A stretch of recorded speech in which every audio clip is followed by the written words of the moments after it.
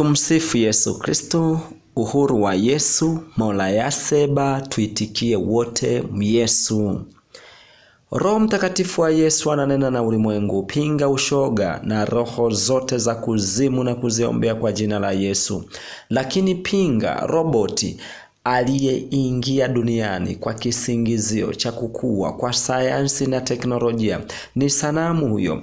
Kwanza tuanze na sala ya ufalme wa Yesu inayotoka katika kitabu cha Mathayo sura ya 6 mstari wa 9 hadi wa 13.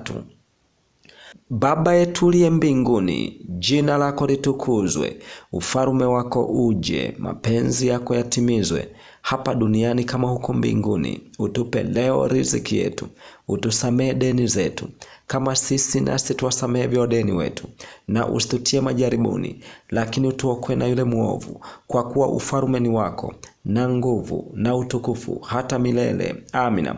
Kama kujiunga na chaneli hii ya ufalme wa Yesu ndiyo leo, ni vyema sana kufuatilia vipindi vya nyuma. Utabarikiwa sana. Leo tutajifunza siri 2 za Yesu Kristo zinazotoka katika kitabu cha Timotheo wa pili sura ya 2. Tutaanza na siri ya kwanza. Askari mwema wa Yesu Kristo. Timotheo wa pili sura ya 2 mstari wa 1 hadi wa 13 inasema: basi wewe mwanangu uwe hodari katika neema iliyo katika Kristo Yesu, na mambo yale uliyoyasikia kwangu mbele ya mashahidi wengi, hayo wakabidhi watu waaminifu watakaofaa kuwafundisha na wengine. Ushiriki tabu pamoja nami kama askari mwema wa Kristo Yesu. Hakuna apigaye vita ajitiaye katika shughuli za dunia, ili ampendeze yeye aliyemwandikia awe askari. Hata mtu akishindana katika machezo hapewi taji asiposhindana kwa halali.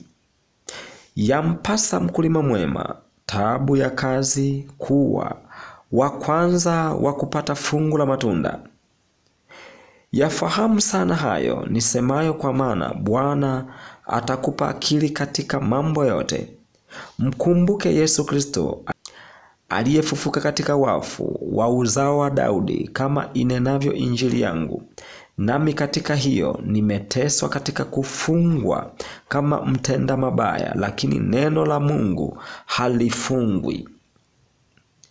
Kwa ajili ya hilo nastahimili mambo yote kwa ajili ya wateule, ili wao nao waupate wokovu ule ulio katika Kristo Yesu, pamoja na utukufu wa milele. Ni neno la kuaminiwa, kwa maana kama tukifa pamoja naye, tutaishi pamoja naye pia. Kama tukistahimili, tutamiliki pamoja naye. Kama tukimkana yeye naye atatukana sisi. Kama sisi hatuamini, yeye hudumu wa kuaminiwa, kwa maana hawezi kujikana mwenyewe. Nini tunafundishwa hapa katika siri hii ya kwanza inayohusu na kunena kwamba askari mwema wa Kristo Yesu? Tunakumbushwa kwamba Yesu Kristo ni mfalme wa ulimwengu wote, na askari wa Yesu ni wale wote wanaomwamini Yesu na kuiishi sheria yake. Hivyo mimi na wewe ni vyema kujipima kama ni askari wema wa Yesu Kristo kwa kujiangalia wenyewe kabla siku mbaya ya mfalme Yesu haijawadia. Siri ya pili, mtendakazi anayekubaliwa na Mungu.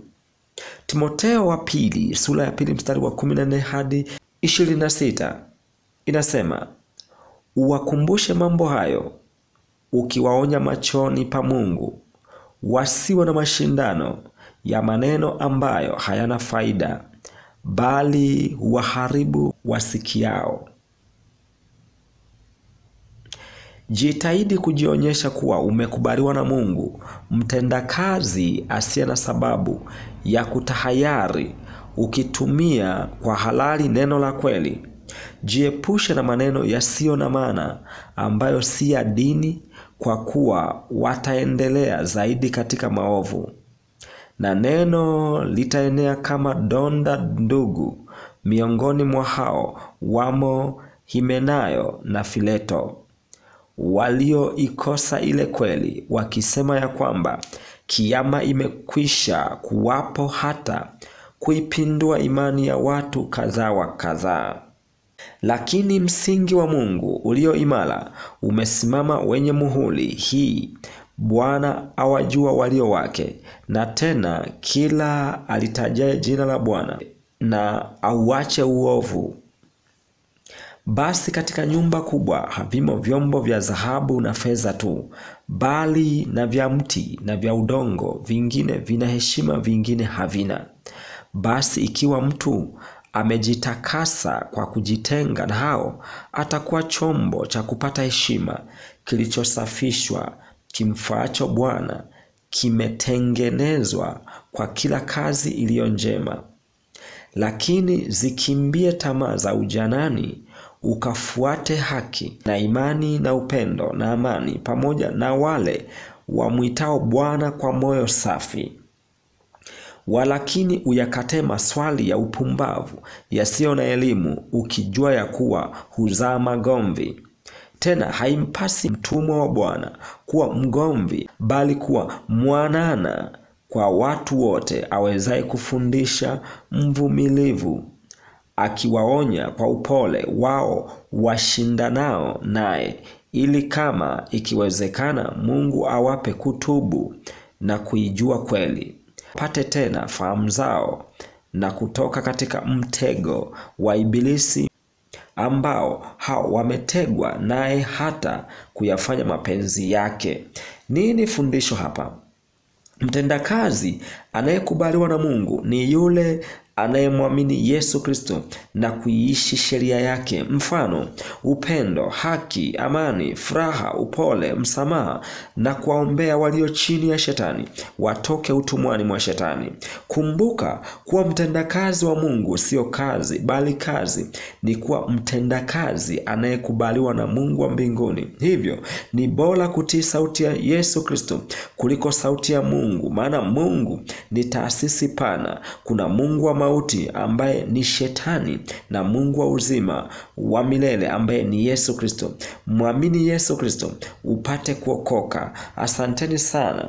Ombi: Yesu Kristo, msaada wa wanyonge, tusaidie watu wako wote ulimwenguni tupate kutenda kazi yako kwa uaminifu na kukubalika kwako. Amina. Asanteni kwa kunisikiliza. Mungu ibariki Tanzania, Mungu ibariki Afrika, Mungu ibariki dunia yote na mataifa yote duniani. Amina.